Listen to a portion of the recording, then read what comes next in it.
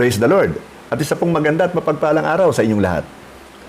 Walking is simple, amen po ba? And walking is free. And walking is one of the easiest ways to get us more active, lose weight, and become healthier. Minsan, ang paglalakad ay na-overlook po natin sa good form of exercise. Ang paglalakad ng mabilis ay nagpapalakas po ng ating stamina. Sinusunog din ng ating paglalakad ang excess calories at excess fats po natin. At huwag po natin kalilimutan na sa paglalakad nagiging maganda, malakas at malusog ang ating puso. Ang tanong, gaano katagal ang dapat natin lakarin to get us in shape? Siyempre, ang ilang minuto po ay mas maganda kaysa sa wala. Pero kung gusto natin makatulong ang paglalakad sa ating kalusugan, it is suggested that we aim for 30 minutes a day, 5 days a week, to get a total of 150 minutes a week. Ibahin natin ang tanong, gaano kalayo ang nalalakad mo araw-araw? 1 kilometro ba? 2? O 3? Alam nyo, dati-rati ang mga Pilipino ay sanay na sanay maglakad. Ngunit ngayon, masyado na tayong umaasa sa tricycle, sa jeep, sa bus, o sa kotse. Noong wala pa po ang pandemya at wala pang lockdown, araw-araw nakikita ko ang mga estudyante na masasayang naglalakad kasama ang kanilang mga kaklase. Ngunit ngayon, ay hindi ko na sila nakikita. Hindi ko na naririnig ang kanilang tawanan at masayang kwentuhan. Now, we used to be a church of people who walk with God and fellowship with other Christians. Pero ngayon, kamusta na po tayo? Pwede kaya para sa isang Kristiyano ang magkaroon ng fellowship sa Diyos, ngunit hindi nakikipag-fellowship sa kanyang kapwa Kristiyano? Pwede kaya na hindi natin pinapansin ang ibang Kristiyano at ating sasabing tayo ay tunay na Kristiyano? Well, sa umaga pong ito, basahin po natin ang ating text mula po sa Book of 1 John, chapter 1, verses 5 to 10.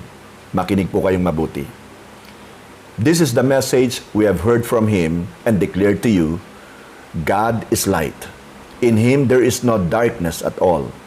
If we claim to have fellowship with Him and yet walk in the darkness, we lie and do not live out the truth.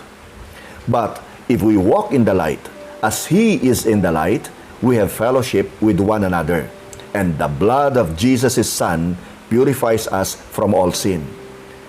If we claim to be without sin, we deceive ourselves, and the truth is not in us.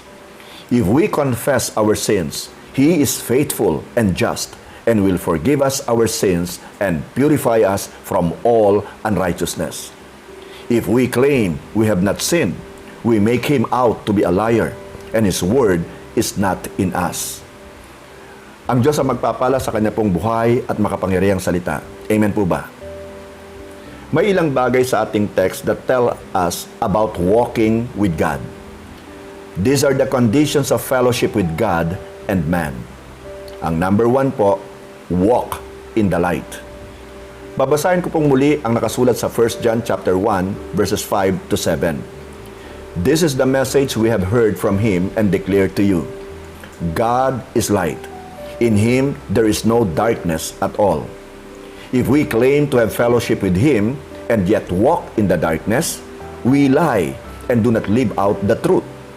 But if we walk in the light, as He is in the light, we have fellowship with one another, and the blood of Jesus, His Son, purifies us from all sin. Ang liham pong ito ay isinulat para sa mga Kristiyanong namumuhay ng merong tunay na takot sa kadiliman sa mundong kanilang ginagalawan. I mean, evil was associated with it. Pagsapit ng gabi at sila'y matutulog na, they watch in anxiety or fear of the dark. John tells us that God is more than just light. There is no darkness, meaning there is no evil in Him at all. It was as if John was saying to us, you claim to be sons of God? The light of the world, Jesus Christ, has enlightened you? Ipinapakita ba natin ito sa ating mga gawa, sa ating buhay? Noong mga panahon po na merong energy crisis at madalas pong may blackout, dahil sa kadiliman, tumataas po ang insidente ng krimen. Kinailangan po ng gobyernong buksan ang ilaw sa mga poste para mabawasan ang bilang ng krimen. Sa ating panahon ngayon, kailangan din natin bigyan ng pansin ang mga salitang sinabi ni John sa mga early Christians. If we claim to have fellowship and we are walking with God who is light, how can we have darkness? How can we have evil reigning in our lives? Some of the things we do, some of the things we say, some of our attitudes reflect darkness, not light. Nakakalungkot po yan. So we better walk the talk. Ang number 2 po, walk with one another. Babasahin ko pong muli yung nakasulat sa 1 John chapter 1 verse 7. But if we walk in the light, as He is in the light, we have fellowship with one another. And the blood of Jesus, His Son, purifies us from all sin. Glory to God. So you see, John was writing to enlightened Christians. At ipinakita niya sa kanyang paggamit ng personal pronoun na we, na ibinibilang niya ang kanyang sarili sa kanilang fellowship. Lahat ng Kristiyano ay dapat mayroong fellowship sa isa't isa. Tandaan po ninyo yan. Of course, theoretically speaking, possible na may fellowship po tayo sa God, pero wala sa tao. Tulad halimbawa po sa naranasan ni John sa island of Patmos, kung saan siya po'y nag-iisa. But you see, John longed for the day he could fellowship with believers like him again. Isa po sa mga astronauts na nagpahayag ng kanyang damdamin nang siya po'y nag-iisang naiwan sa spaceship habang ang kanyang mga kasamang astronaut ay nasa buwan. Sinabi po niyang ito ang pinaka-worst na feeling na naramdaman niya. Ang mapag-isa. Ang hirap pong unawain na sa panahon natin ngayon, may mga Kristiyano na kusang loob na inilalayo ang kanilang sarili sa ibang Kristiyano. Pakatandaan po nating itong mabuti. When we fail the test of fellowship, we will cause disruption to the health or the well-being of the church.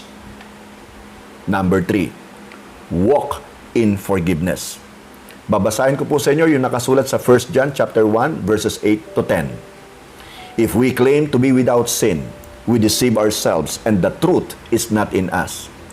If we confess our sins, He is faithful and just and will forgive us our sins and purify us from all unrighteousness. At sa verse 10, if we claim we have not sinned, we make Him out to be a liar and His word is not in us. Sinasabi po ni John na ang Diyos ay isang Diyos na mapagpatawad. Praise God. At upang mapatawad ng Diyos, kailangan munang ipahayag ang kasalanan. Bago ipahayag ang kasalanan, kailangan muna itong aminin. Of course, kung sinasabi po nating hindi tayo nagkasala, ginagawa nating sinungaling ang Diyos at wala sa atin ang Kanyang salita. Isang araw, maraming taon na po ang nakalipas, may isang prinsipe na sumakay sa isang barko kung saan nagtatrabaho ang ilang mga alipin. Nang maparaan ang prinsipe sa kanila, tinanong niya ang mga ito kung ano ang kasalanan nila. Bawat isa ay nagsabing siya'y inosente. Ang iba po'y sinisi ang ibang tao. Ang iba namay nagsabing nasuhulan ng judge na lumitis ng kanilang kaso. Napansin ng prinsipe na isa sa mga alipin ang tahimik. Sa isang tabi, nakatungo ang ulo at hindi sumagot. Tinanong siya ng prinsipe, inosente ka rin ba? Bagamat hindi po makatingin sa prinsipe, sumagot ang alipin, mahal na prinsipe, dapat lang po akong maparusahan dahil ako po'y nagkasala. Guilty po ako. Nagnakaw po ako ng pera. Wala po akong sinisisi, kundi ang aking sarili. Nang marinig ito ng prinsipe, agad niyang hinaltak patayo ang balikat ng alipin at sinigawan sa harapan ng iba pang mga alipin. Magnanakaw ka, isa kang magnanakaw. Ano ang ginagawa mo kasama ang mga honest na taong ito? Lumayo ka sa kanila, ngayon din. Sinenyasan ng prinsipe ang kanyang mga tauhan, kinuha ang alipin.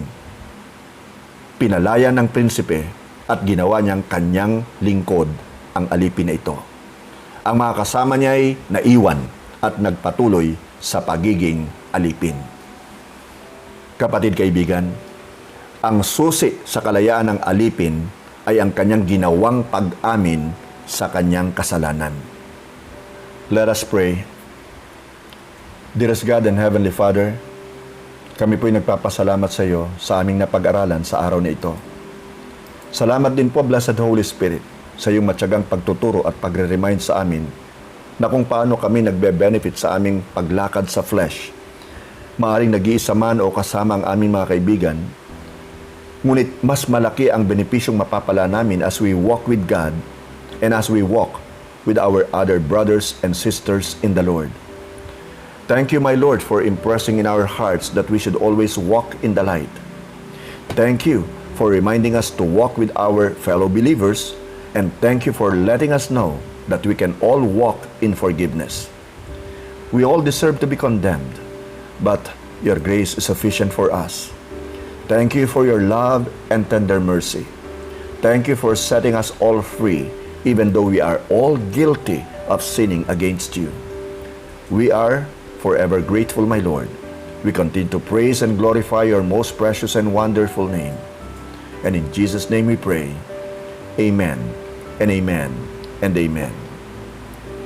Kaibigan, kung nais mong lumakad kasama ang presence ng Diyos sa iyong buhay, Diyos na umiibig sa iyo ng ganun na lamang, at nang mapasa iyo ang kapayapaan at kagalakan na hindi mo pa kailanman naranasan, sumunod ka sa isang maikling panalangin ito. Sabihin mo nang galing sa iyong puso, Diyos na makapangyarihan sa lahat, Diyos ng pag-ibig, Diyos na mapagpatawad, patawarin mo po ako na isang makasalanan. Inaamin ko na ako'y nagkasala sa iyo, maging sa aking kapwa. Tinatanggap ko si Jesus bilang aking tagapagligtas at Panginoon ng aking buhay. Maraming salamat po sa kapatawaran, sa kaligtasan, at sa buhay na walang hanggan. Sa iyo po ang papuri. Sa pangalan ni Jesus, isinusuko ko sa iyo ang aking buhay, maglilingkod ako ng may katapatan. In Jesus' name I pray. Amen. Kapatid kaibigan, magpatuloy ka sa iyong pananampalataya. Dumulo ka sa isang church na si Jesus lamang ang itinataas. Magbasa ka at mag-meditate ng Bible upang lalo ka pang mapalapit sa Panginoon. Tawagan mo ang Holy Spirit anumang oras. Handa siyang makinig sa iyo, makipag-fellowship sa iyo, makipag-usap sa iyo. I-share mo ang iyong pananampalatayang nasumpungan mo sa araw na ito sa iyong mga mahal sa buhay. God bless you. The Lord bless you and keep you. The Lord make His face to shine upon you. The Lord be gracious unto you. The Lord turn His face toward you and give you peace. Stay safe, everyone. Stay COVID-free. Stay healthy. And finally, be strong in the Lord and in the power of His might. Glory to God.